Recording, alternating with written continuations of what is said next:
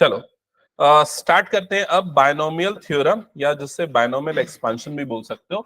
तो सबसे पहले यहां पर ना इंडेक्स या एन लिख देता हूं मैं, ठीक है, और यहां पर लिखता हूं a प्लस बी की पावर n। बायनोमियल किसे कहते हैं? बायनोमियल, मोनोमियल, ट्राइनोमियल, ये याद होगा, जिसमें दो टर्म होती है। बायनोमियल एक्सपांशन मतलब दो टर्म का एक्सपांशन अलग अलग वैल्यू के लिए क्या होगा। तो मान लो अगर n की वैल्यू हमारे लिए है 0, तो ये पूरा क्या बन जाएगा? a प्लस बी की पावर 0, जिसकी वैल्यू कितनी हो जाएगी? 1। क्या ये क्लियर हो गया सबको? ठीक है। अब अगर मान लो मैं n इज इक्वल्स टू लेता हूं 1, तो n इज इक्वल्स टू 1, तो ये क्या बन जाएगा? a प्लस बी की पावर 1। तो a प्लस बी की पावर 1 मतलब वो क्या बनेगा? a प्लस बी, यही बनेगा।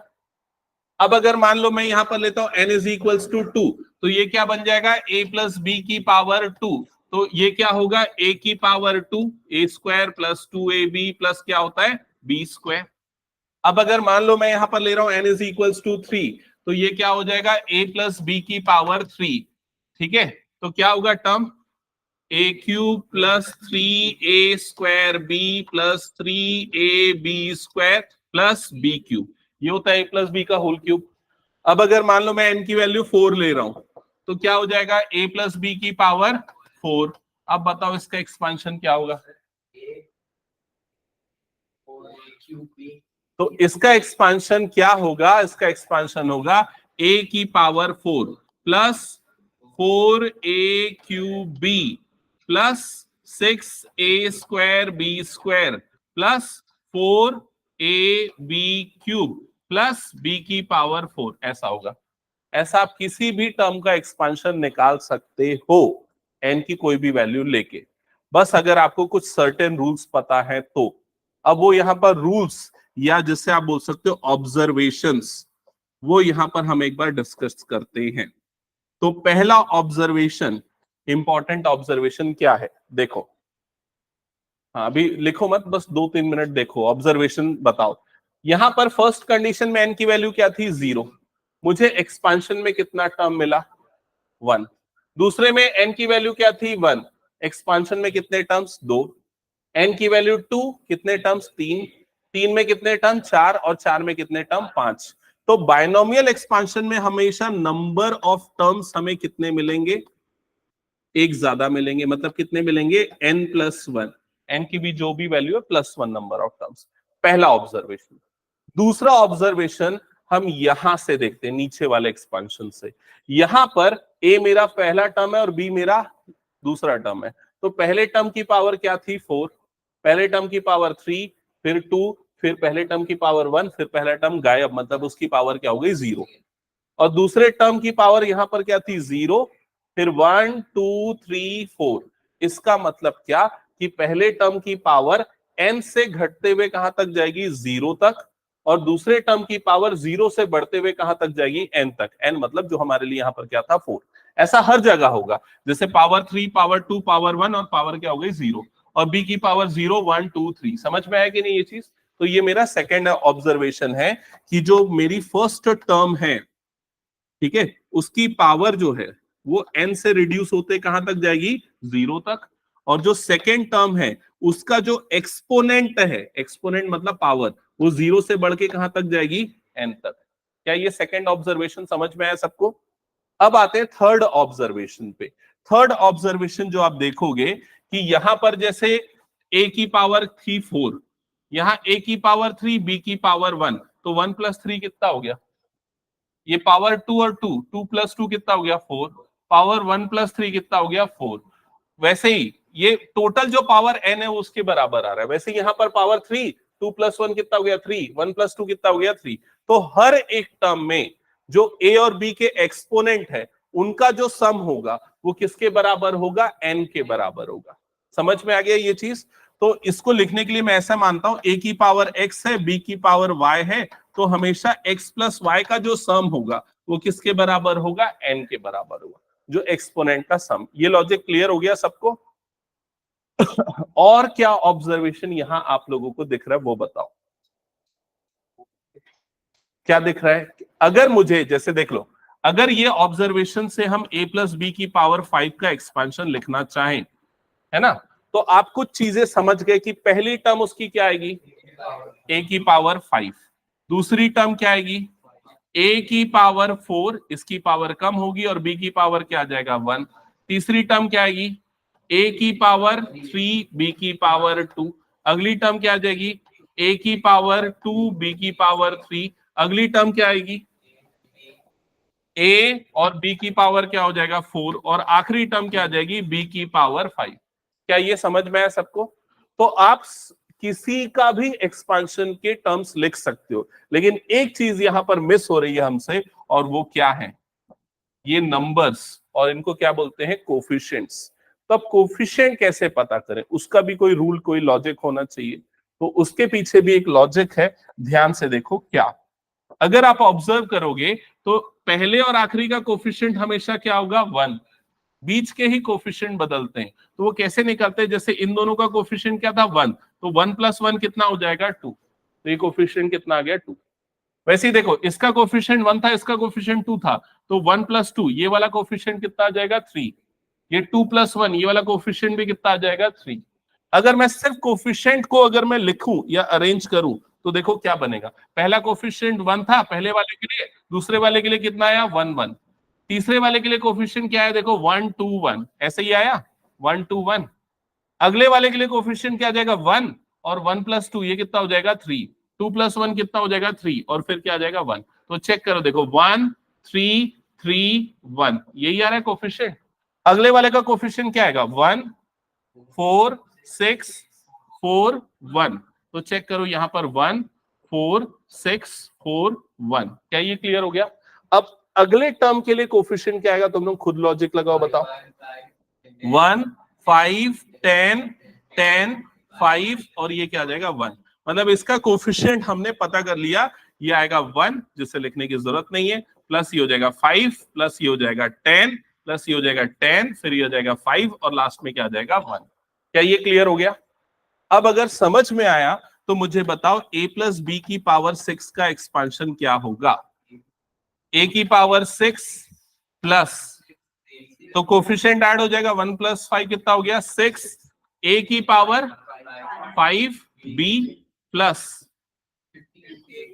कितना हो जाएगा 15, a की पावर 4 b की पावर 2 प्लस 10 + 10 कितना हो जाएगा 20, ये हो जाएगा 20, फिर क्या हो जाएगा a क्यूब b क्यूब, फिर प्लस 15 a² b की पावर 4 प्लस 6, 1 + 5 ये बच गया ना, 6 a b की पावर 5 प्लस b की पावर 6। क्या ये समझ में आए? तो आप किसी का भी एक्सपांशन निकाल सकते हो, पक्का?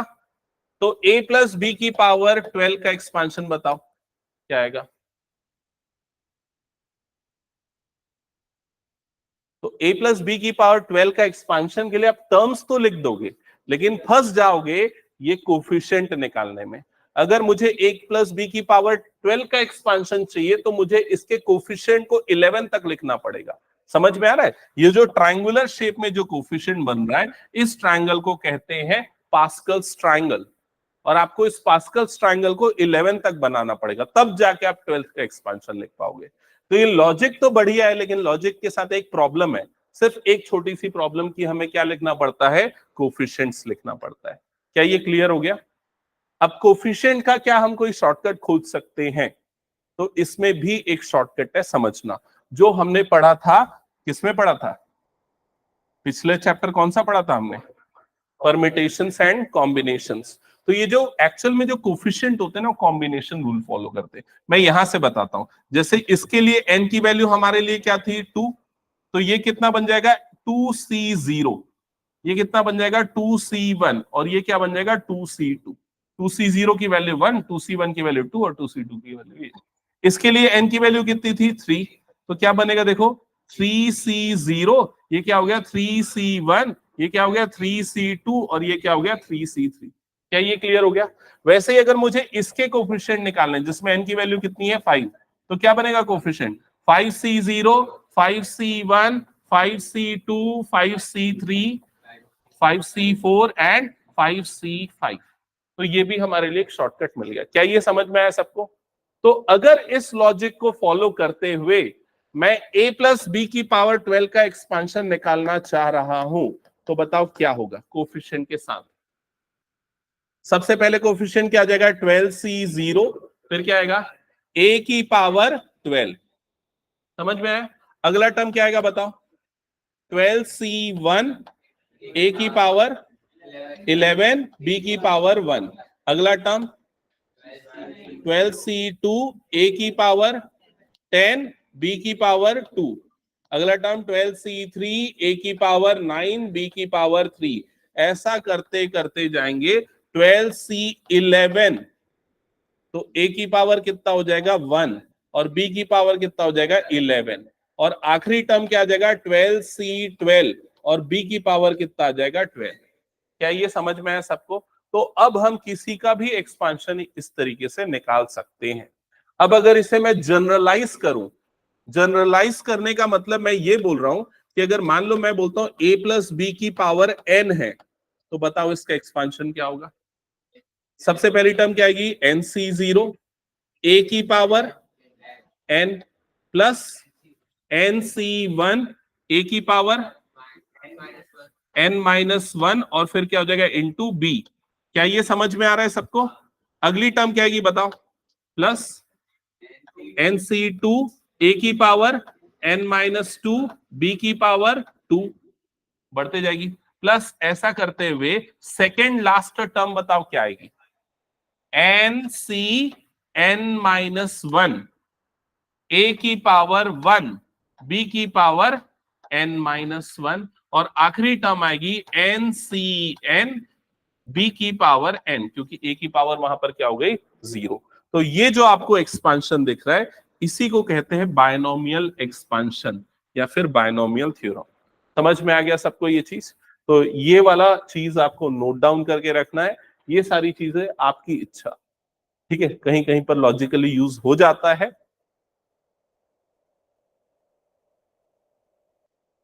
बट ये हर जगह यूज होगा।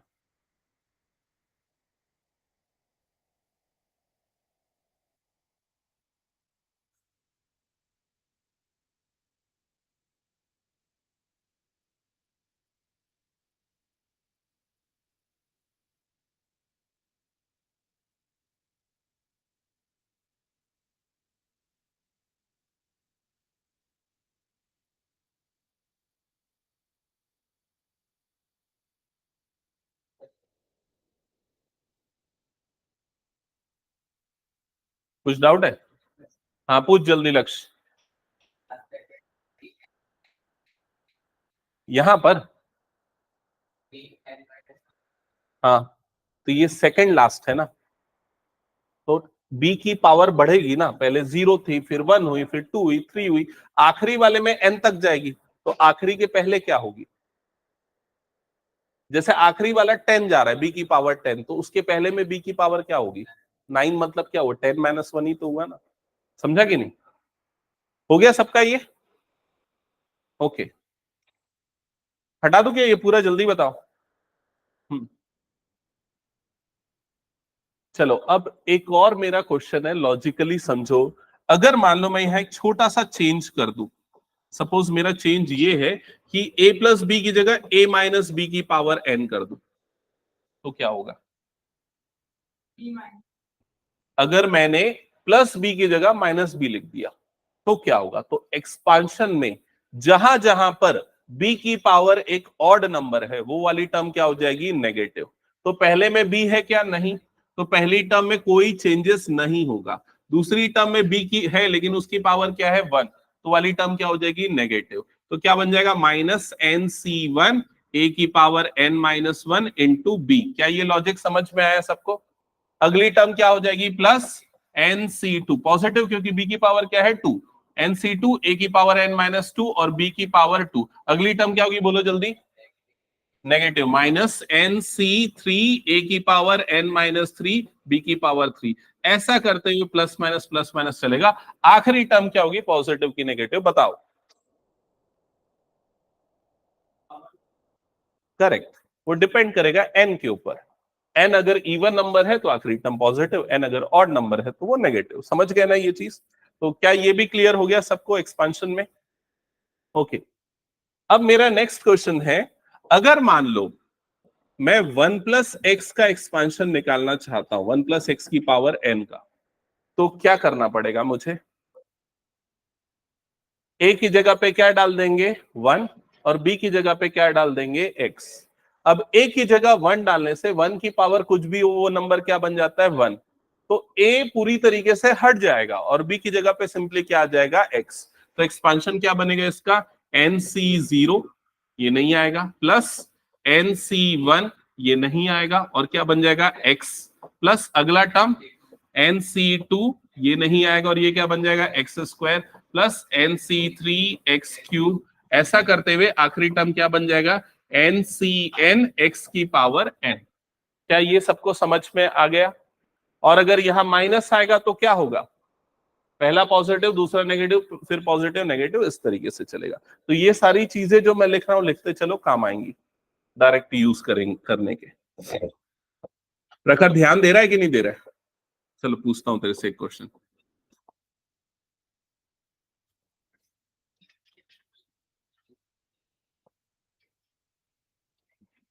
ये पॉजिटिव, ये वाला टर्म नेगेटिव होगा।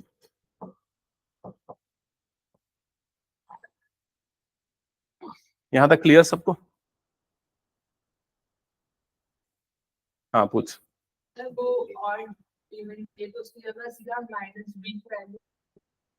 कर सकते हैं, एक्चुअल में बी की जगह पे माइनस बी ही रख के वो प्लस माइनस कर रहे हैं, लेकिन क्या होता है जब क्वेश्चंस आते हैं ना तो बार बार ऐसा माइनस प्लस करना हमारे कैलकुलेशन को बढ़ा देता है, इसलिए बेटर है सीधा हम प्लस माइनस वाला फॉर्मूला यूज कर ले। समझ रहे? यहां तक हो गया सबका? ओके।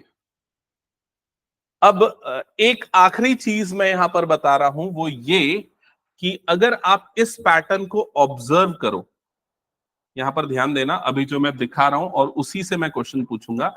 अगर आप a plus B whole to the power n इसके एक्सपांशन के पैटर्न को ऑब्जर्व करो तो कुछ इंपॉर्टेंट ऑब्जर्वेशन, ये कई सारे टर्म्स का एडिशन है, ये तो क्लियरली दिख रहा है, बहुत सारे टर्म्स का एडिशन है। एडिशन मतलब समेशन, तो यहां पर एक सिंबल बनेगा समेशन का। समझ में आ गया? टर्म्स यहां पर सम हो रही है। अब अगर मैं पहली टर्म छोड़ दो, दूसरी टर्म से अगर मैं ऑब्जर्व करना चालू करता हूं, दूसरी टर्म हो गई या तीसरी टर्म हो गई, यहां से अगर मैं ऑब्जर्व करना चालू करता हूं तो देखो यहां पर हमेशा n ही आएगा। समझ में आ रहा है कि नहीं? यहां भी n है, यहां भी n है, यहां भी n है, इस तरीके से हर बार c के ऊपर में क्या दिखेगा आपको? n दिखेगा, और c के नीचे में ये नंबर जो है वो क्या हो रहा है? पहले क्या था? 0, फिर क्या था? 1, फिर 2, 3, 4, 5, 6, ऐसा बढ़ते हुए कहां तक जा रहा है? n तक जा रहा है। समझ में आई ये चीज? तो यहां पर ये जो नंबर है ये हर बार बदल रहा है, उस नंबर को मैं मान लेता हूं वो नंबर क्या है? r। तो r की सबसे पहले वैल्यू क्या थी? 0। अगले टर्म में 1 हुई, 2 हुई, 3 हुई, ऐसा करते कहां तक जा रही है? n तक।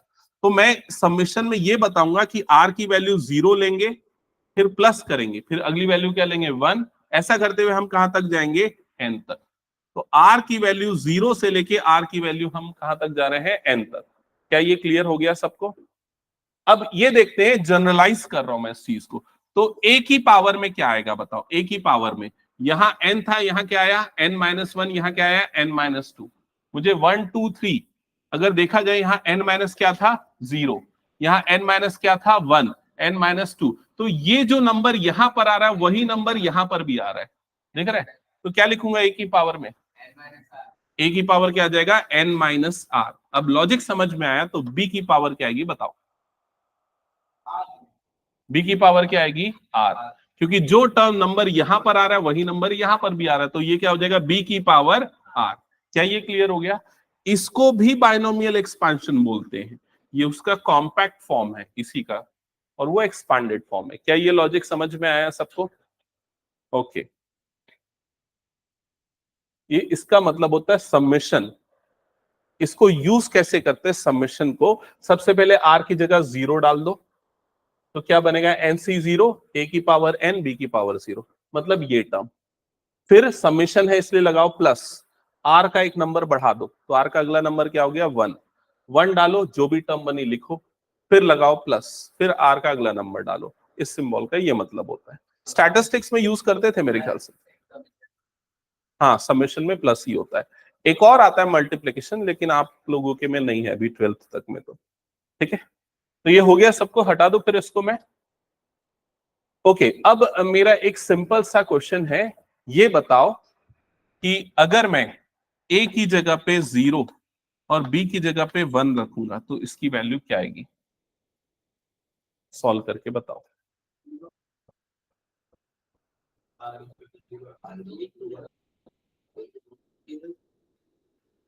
क्या आएगा?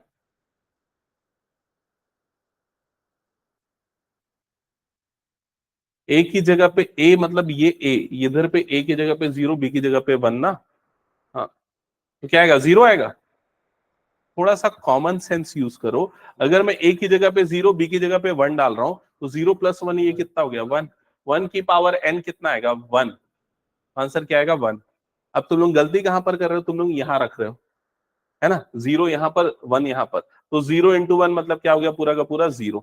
और सोच रहे हो आंसर 0। लेकिन भाई एक टर्म एक्सपांशन में ऐसी भी आती जिसमें ए नहीं होता है कि नहीं? वो टर्म तो बच जाएगी ना यहाँ पर। क्या ये क्लियर हो गया सबको?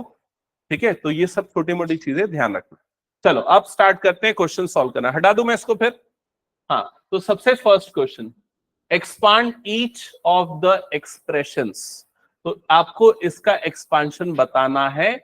आप लोग बताते भी जाओ, लिखते भी जाओ, और मैं भी वही काम कर रहा हूं। मैं पूछ रहा हूं, लिख रहा हूं। बताओ सबसे पहले क्या आएगा? सबसे पहले क्या आएगा?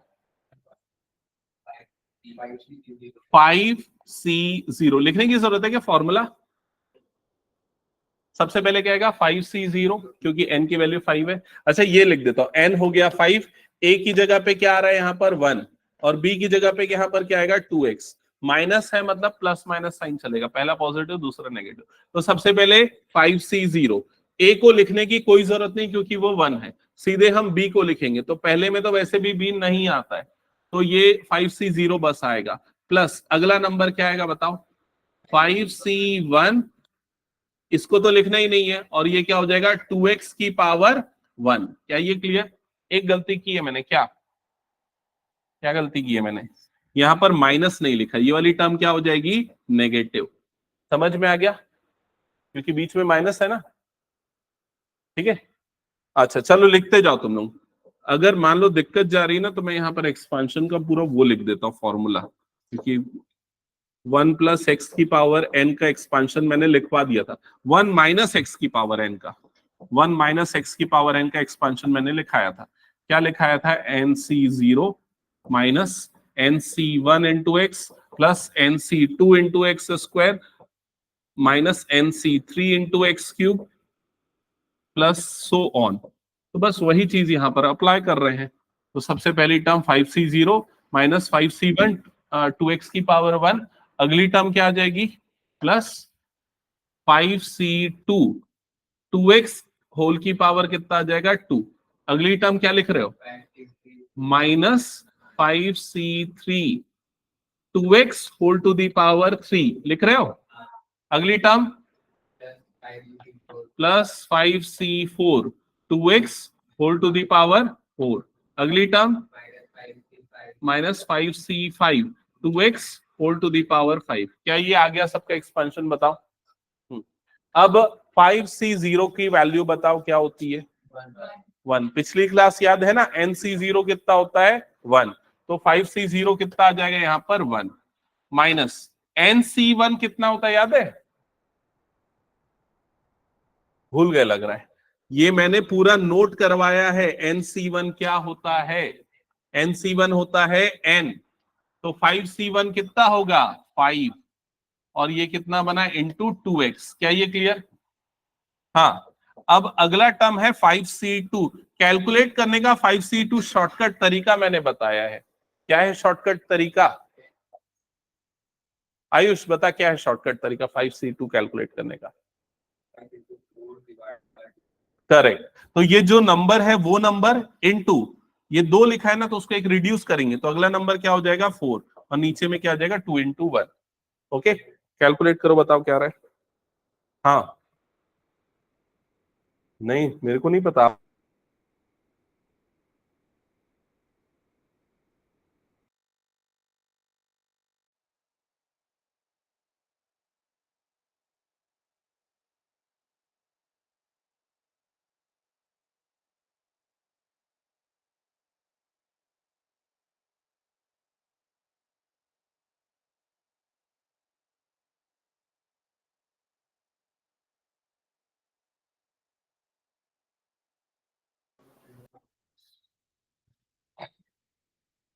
तो 5C2 की वैल्यू आती है 10, तो यहाँ क्या हो जाएगा +10 × 2x whole to the power 2।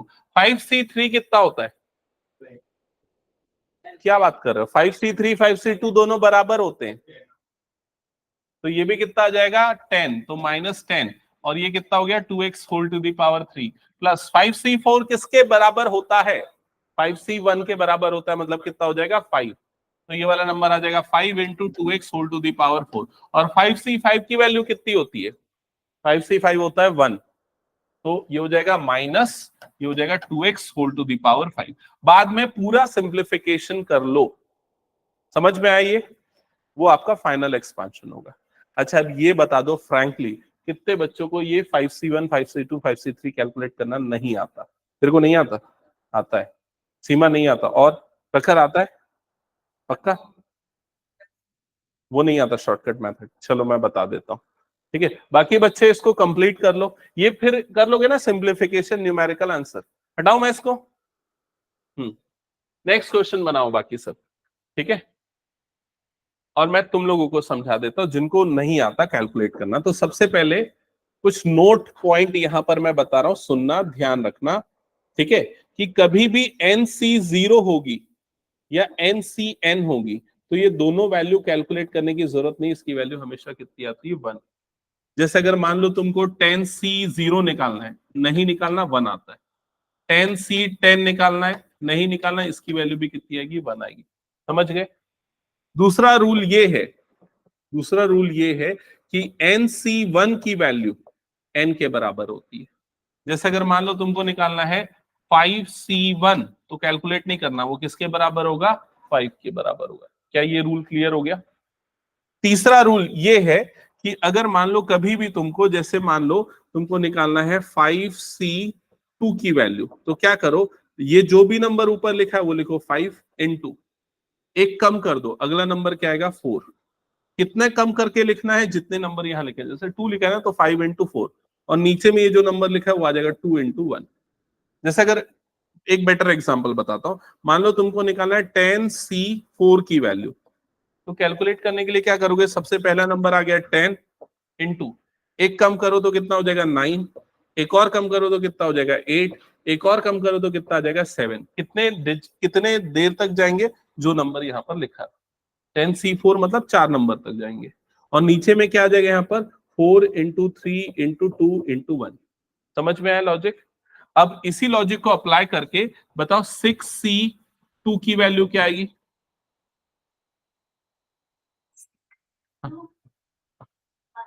6 × 5 upon 2 × 1। समझ में आया ये चीज? अब जैसे मान लो आपको 7C3 निकालना है, तो बताओ क्या आएगा? 7 × 6 × 5 अपॉन 3 × 2 × 1। जो नंबर लिखा है ना, उसके रिड्यूस करते हुए उतने बार लिखो, है ना? जैसे मान लो तुमको निकालना है 15C4 की वैल्यू, तो बताओ क्या आएगा? हाँ, हाँ, हाँ, × 12 अपॉन, बस 4 ना, क्योंकि यहाँ 4 है, अपॉन में क्या आ जाएगा? 4 × 3 × 2 × 1। समझ में आया? अब 20C3 की वैल्यू बताओ क्या होगी? हाँ, हाँ, हाँ, हाँ, हाँ, हाँ। समझ में आ गया लॉजिक कैसे निकालते हैं? ठीक है, अब इसमें ना ये अगला पॉइंट है जो सबसे इंपॉर्टेंट था। तेरे को समझ में आ गया प्रखर शॉर्टकट? हाँ। अब अगला और इंपॉर्टेंट पॉइंट ये भी बता रहा हूं। देखो, जैसे क्या होता है, जैसे 5C1 जो है ना, वो किसके बराबर होता है पता है? 5C4 के बराबर होता है। अब ये लॉजिक समझो, जैसे ये 1 है, तो 5 में से 1 माइनस करो तो क्या हो गया 4, तो ये दोनों आपस में क्या होंगे बराबर। वैसे ही 5C2 किसके बराबर होगा बताओ, 5C3, 5 - 2 कितना हो जाएगा 3, तो 5C3 के बराबर होगा। क्लियर हुआ, तो दोनों को कैलकुलेट करने की जरूरत नहीं होती है हमें। ठीक है, जैसे एक एग्जांपल के लिए मैं और बताता हूं, मान लो अगर तुमको tan C3 की वैल्यू निकालनी है, ठीक है, तो वो किसके बराबर होगी, tan C 10 - 3 कर दो, मतलब किसके बराबर हो जाएगी, 7 के बराबर होगी। ये पिछले थोड़ी देर पहले मैंने तुम लोगों को ये पास्कल्स ट्रायंगल बताया था। अरे यार डिलीट हो गया, वो तो उड़ गया, इतना अच्छा बनाया था, आज का स्लाइड पूरा उड़ गया।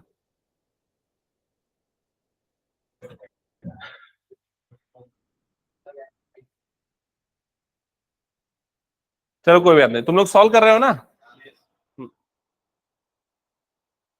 हाँ, ये वाला क्वेश्चन स्टार्ट करो।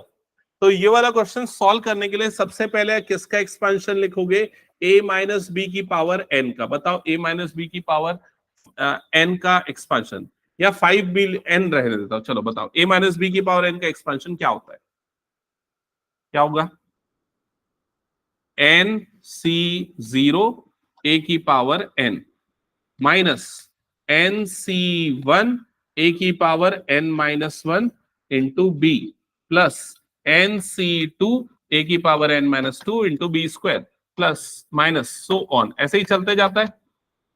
अब इस क्वेश्चन में चेक करो कि n की वैल्यू क्या है। तो इस क्वेश्चन में n की वैल्यू कितनी है, 5, जो पावर है। a क्या है, a मतलब फर्स्ट टर्म, वो कितनी है, 2/x। b कितना है, तो b है x/2। ये समझ में आ गया। अब ये फॉर्मूले में रख दो, तो ये फॉर्मूले में जब हम रखेंगे तो ये हो जाएगा 2/x माइनस x/2 पूरे की पावर 5 इज इक्वल्स टू, बताओ सबसे फर्स्ट टर्म क्या आ जाएगी यहां पर, 5c0 2/x की पावर 5 माइनस अगला टर्म क्या आएगा, 5c1 2/x की पावर 5 - 1 इंटू x/2 की पावर 1। क्या ये समझ में आ रहा है, ऐसा करते हुए पूरा एक्सपांशन लिखो, लिख लोगे, चलो लिखते जाओ, मैं चेक करूंगा। बाकी सबने सॉल्व किया क्या ये वाला क्वेश्चन, क्या कर रहा है, तो बस किताबें घुमा रहा है कि बना भी रहा है। हाँ,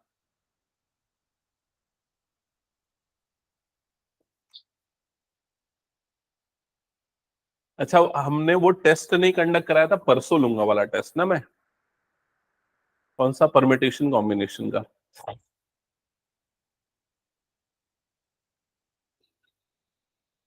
कल कल ले लूं क्या,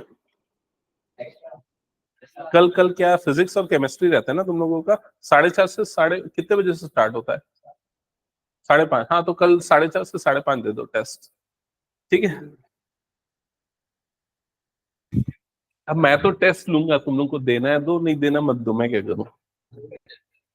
हाँ,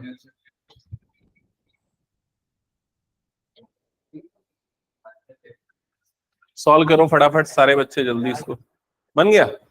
हाँ चेक करो आंसर। हम्म, ठीक है, नेक्स्ट बनाओ। तू बना रहा है कि नहीं बना रहा है, तो नेक्स्ट क्वेश्चन बनाना जल्दी। हम्म,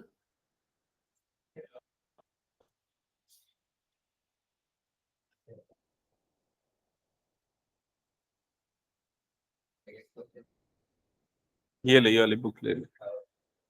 सॉल्व करो, और जिसको प्रॉब्लम जा रही पूछते जाओ मुझसे। तेरा बन रहा है सार्थक, तू क्लासेस व्लासेस बंक कर रहा था सुना मैं।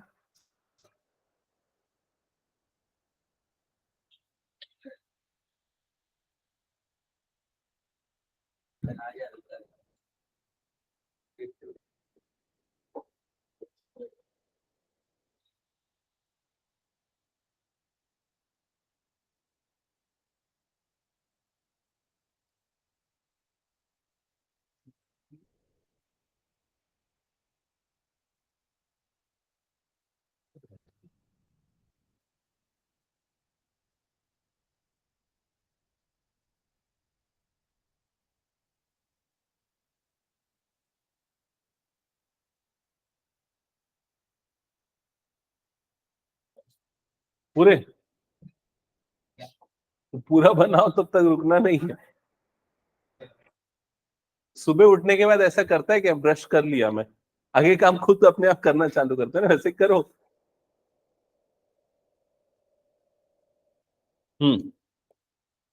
चलो नेक्स्ट, ये कंटिन्यू सॉल्व करो। ठीक है, 5 तक। हम्म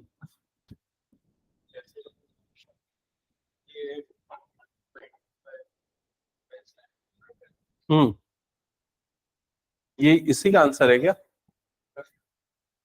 32/x² -40/x³। ये वाला टर्म कुछ गलत लग रहा है मुझे। थर्ड टर्म क्या आ रहा है?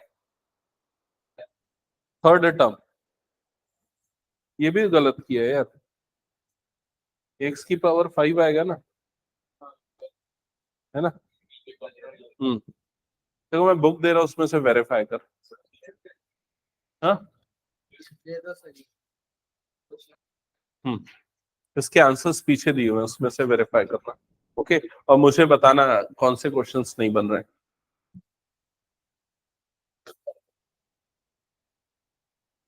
या इधर आ जा, सामने इसके साथ बैठ जा, प्रखर के साथ।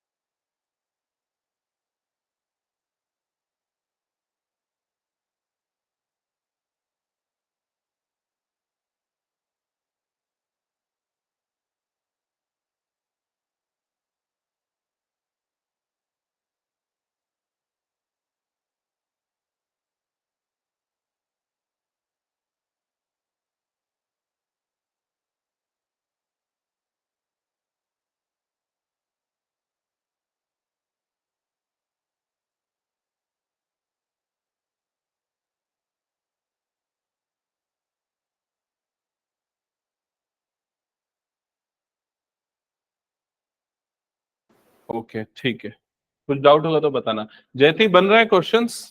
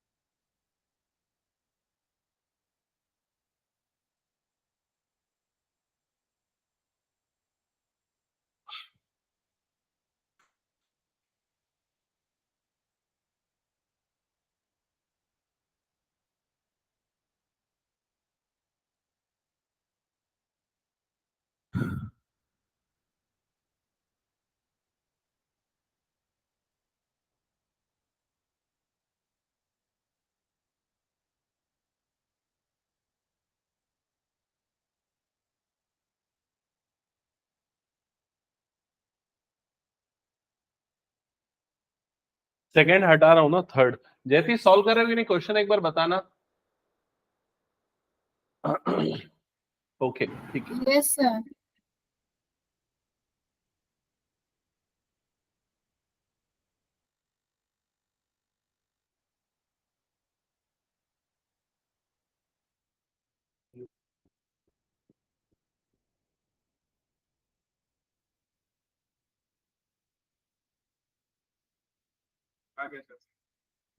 सेकंड, ठीक है, थर्ड बना।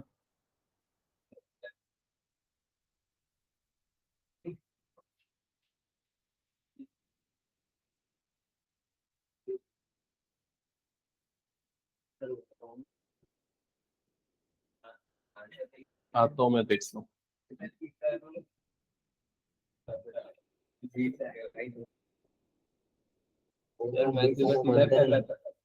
पहला पॉजिटिव, दूसरा नेगेटिव, पॉजिटिव नेगेटिव, ठीक तो है।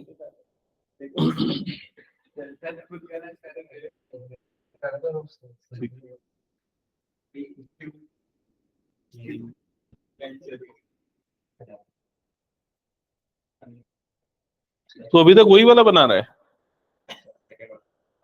जल्दी कंप्लीट करना तो उसको।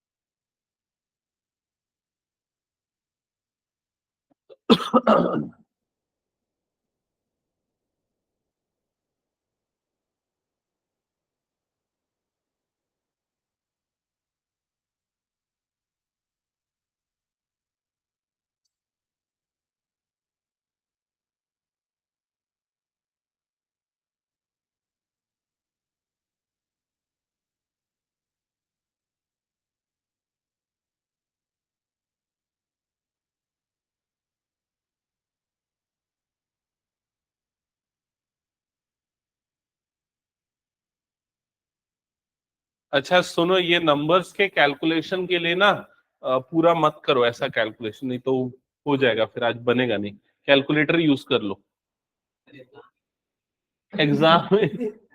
एग्जाम में देखो क्या होगा, यूजुअली क्या होता है ना, छोटे नंबर देंगे तुम लोगों को, इतने बड़े कोफिशिएंट्स नहीं देंगे। मतलब कि कौन सा कैलकुलेशन में टाइम लग रहा है बता? मल्टीप्लीकेशन में ना। कौन से मल्टीप्लीकेशन में? 15 into 81 into 4। ठीक है ना, अभी छोड़ दे उसको, वैसे ही नहीं आएगा उतना कॉम्प्लिकेटेड। क्या होता है, स्टैटिस्टिक्स जो तुम लोगों का इस बार चैप्टर है ना, उसमें कई क्वेश्चन ऐसे जिसको एक्चुअल में बनाने जाओगे ना तो 1 से 1.5 घंटे का समय लेगा एक क्वेश्चन, समझ रहे हो? अब है ऐसे क्वेश्चंस, लेकिन वो एग्जाम में कभी नहीं आया आज तक किसी स्कूल में, मैंने चेक किया है।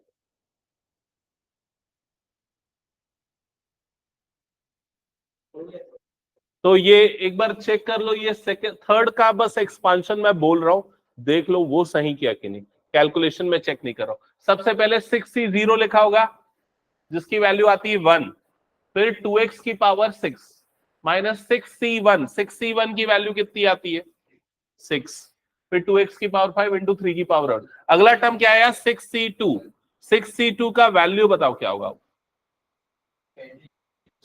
62 की वैल्यू 6 इंटू 5 मतलब 30, 30/2 मतलब कितना आएगा 15। ठीक है, फिर 2x की पावर 1 कम हो जाएगी, 3 की पावर 1 बढ़ जाएगी, लाइक दैट, ये चलेगा। देख लो एक बार ये, ठीक है। क्वेश्चन नंबर 4 सॉल्व करो जल्दी, 4 पूरा सॉल्व करो, ये ज्यादा बड़े कोफिशिएंट नहीं है। देखो मैंने सॉल्व भी कर लिया, ये आ गया आंसर, ठीक है। हो जाएगा ना, ये पिछले वाले क्वेश्चन के जैसा ही है। एक ही जगह पे क्या आएगा x/3, b की जगह पे क्या आएगा 1/3, और n की वैल्यू क्या है 5। सिंपली एक्सपांशन करो, और इसमें कोई कैलकुलेशन बड़ा भी नहीं है, तो छोटा ही है कैलकुलेशन। ठीक है, तो फाइनल आंसर तक निकाल के देखो, फोर्थ क्वेश्चन, बस फोर्थ क्वेश्चन करो, फिफ्थ को मैं छोड़ दूंगा फिर। ठीक है, फोर्थ क्वेश्चन कंप्लीट कर लो।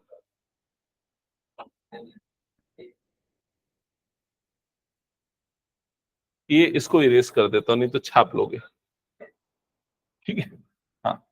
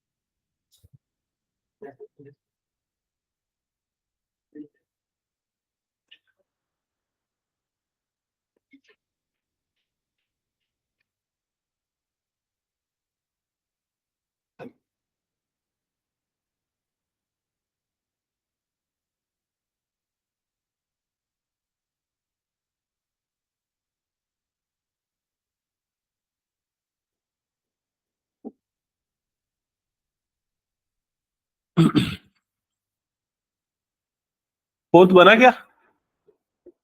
हो गया कंप्लीट?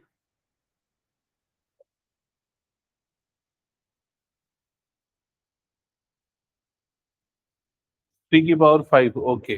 81, 27, 9x और इधर पे 3x³ प्लस x⁵, इधर पे आ गया 1, 5, 10।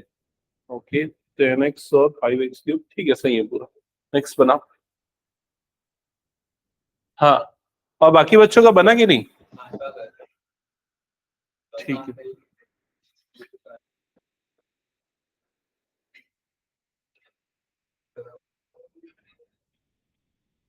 आयुष समझ में है कि बस कॉपी कर रहा है? क्यों कर रहा है? तो कॉपी करना उसको खुद से सॉल्व।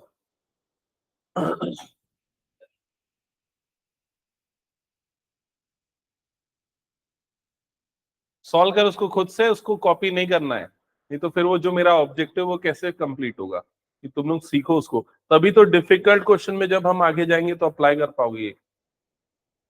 ये तो नॉर्मल क्वेश्चन सही।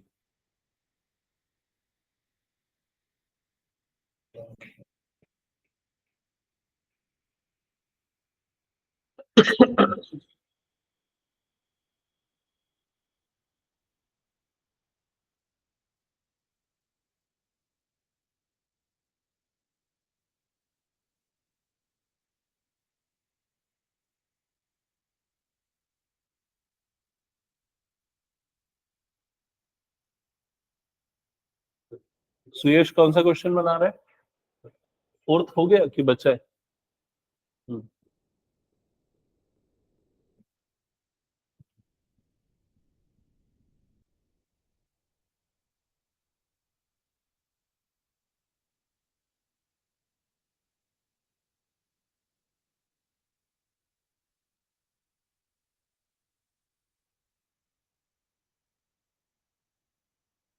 हो गया।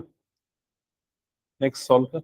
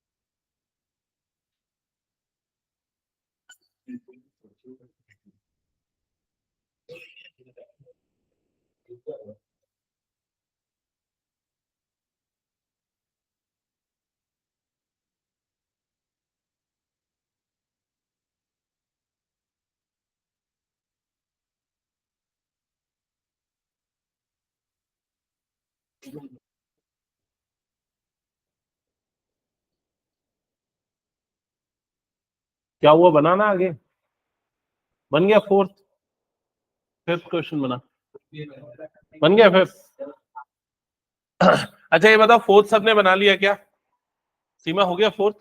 चलो ठीक है, अब इधर पे आ जाओ। अब स्टार्ट करते हैं question number 6 onwards. Question number 6 क्या करना है, 96 की पावर 3 की वैल्यू निकालनी है बायनोमियल थ्योरम यूज करके। तो देख लो कैसे निकलेगी। 100 - 4, तो सिंपली एक्सपांशन लिखना है, ए की जगह पे 100, बी की जगह पे 4 और एन की जगह पे 3, बन जाएगा ये। चलो सॉल्व करके दिखाओ इसको।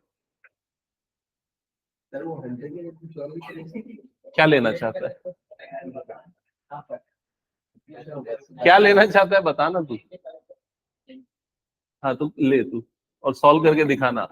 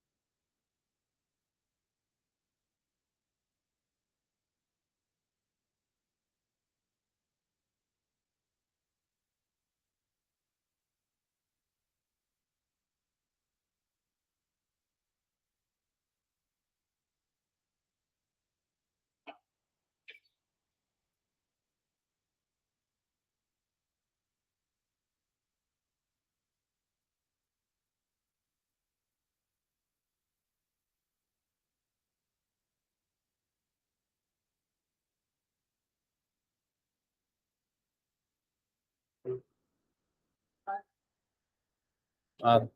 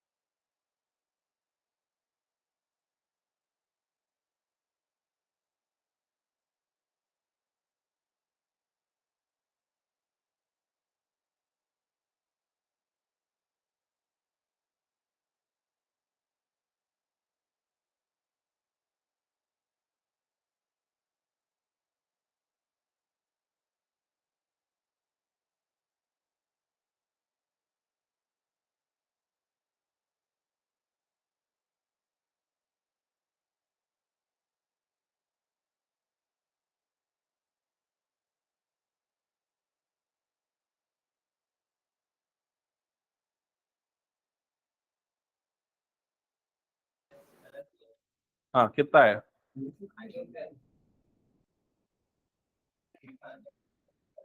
अच्छा वैल्यू पुट करने वगैरह में तो दिक्कत नहीं जा रही है ना?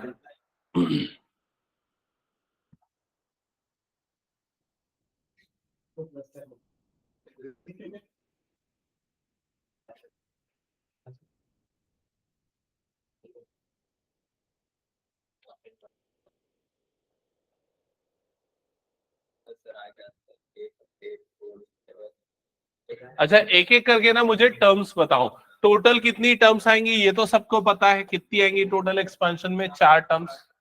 पहली टर्म रहेगी पॉजिटिव, दूसरी रहेगी नेगेटिव, फिर रहेगी पॉजिटिव और फिर रहेगी नेगेटिव। ये क्लियर? अब सबसे पहली टर्म क्या आ रही है, ये आएगा 1 और उसके बाद कितने जीरोस आएंगे, 1 2 3 4 5 6, 6 जीरोस। क्या ये क्लियर? हाँ, ये वाली लास्ट वाली टर्म 4 4 जा 16 4 जा 64, ये आएगी 64। चेक कर लो ये आ रहा है क्या? ये वाली टर्म क्या आ रही है? ये वाली टर्म क्या आ रही है? ये आएगा 3C1 फिर 100 की पावर 2 और 4, तो 3C1 होता है 3 3 4 जा 12, तो ये आएगा 12 और 4 जीरोस। चेक करो ये क्लियर? फिर अगली टर्म क्या आ रही है बताओ? 3C2 100 और 4 की पावर 2, तो 3C2 भी कितना होता है? 3 ही होता है। 4 4 जा कितना हो गया? 16, 16 3 जा 48, तो 4800। चेक करो ये आ रहा है। कितना टाइम लगा मुझे कैलकुलेट करने में? ये कितना टाइम लगा बताओ? ठीक, ये क्लियर सबको? फिर बाकी प्लस और माइनस करना है, तो आप पहले ना ये वाली दोनों टर्म्स को ऐड कर दो, तो ये इन दोनों का एडिशन कितना हो जाएगा? आखिरी से लिखता हूं, पहले दो, आखिरी में 2 जीरो, फिर 8 और 4, फिर ये 1 2 3 4, 4 डिजिट हो गए, 0 0, फिर क्या आएगा? 1, और नेगेटिव वाली दोनों टर्म्स को ऐड कर दो, तो ये 4 और 6 आ जाएगा, 1 2 2 जीरोस आएंगे, और इधर पे कितना आ जाएगा? 1 2। चेक करो ऐसे ही आएगा ना? 1 0 कम तो नहीं हो रहा है?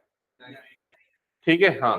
फिर उसके बाद इसमें से माइनस कर दो, डायरेक्टली आ गया आंसर। क्लियर सबको? ये सिमिलर वे में बाकी क्वेश्चंस भी बन जाएंगे क्या? एक बार चेक करो इस तरह के।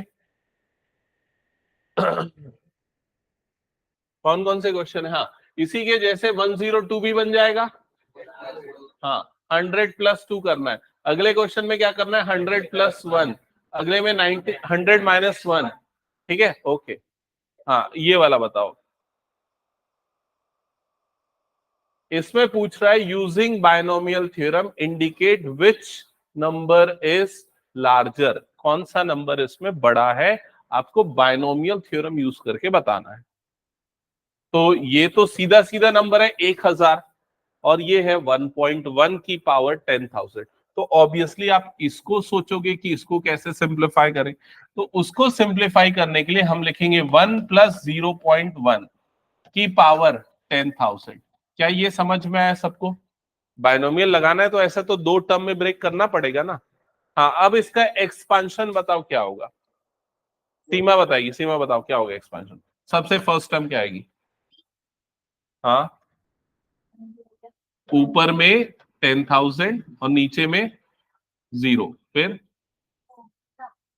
1 की पावर पूरा 10,000, फिर उसके बाद अगला टर्म प्लस 10,000 C1 1 की पावर 9999, 0.1 की पावर 1।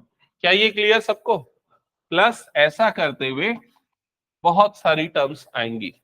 हाँ, अभी 10,000 C0 की वैल्यू क्या होती है? सौभाग्य बता, इसकी वैल्यू कितनी होती है? 1, और 1 की पावर 10,000 कितना होता है? ये भी 1, प्लस 10,000 C1 की वैल्यू क्या होती है? 10,000, 10,000, और ये तो 1 ही होता है, इसको छोड़ दो, और ये कितना हो गया? इंटू 0.1, प्लस और भी बहुत सारी टर्म आएगी। 10,000 इंटू 0.1 कितना होगा? 1,000, क्योंकि ये 1/10 हो गया ना। अरे 1 बाय, इसको ऐसे समझ लो ना, ये हो गया 1/10, है ना। ये जीरो कट गया, तो कितना बचा? 1,000। तो ये 1,000 प्लस 1, और प्लस और भी कई सारे पॉजिटिव नंबर, तो कितना आ जाएगा? 1,001 प्लस पॉजिटिव नंबर। तो कौन सा बड़ा है? ये वाला बड़ा है, जिसका हमने एक्सपांशन निकाला। समझ गए कैसे करना है? क्या ये कर लोगे? ओके, चलो नेक्स्ट क्वेश्चन पे आते हैं। नेक्स्ट क्वेश्चन ये देखो। अच्छा चलो, एक काम करते हैं, आज मैं यहीं पर स्टॉप करता हूं, क्वेश्चन नंबर 10 तक। इसके बाद 11 12 13 ये हम अगली फ्रेश क्लास में करेंगे। ठीक है, अगली क्लास में हम खत्म कर देंगे इस चैप्टर को, और एडिशनल क्वेश्चंस भी कुछ कर लेंगे।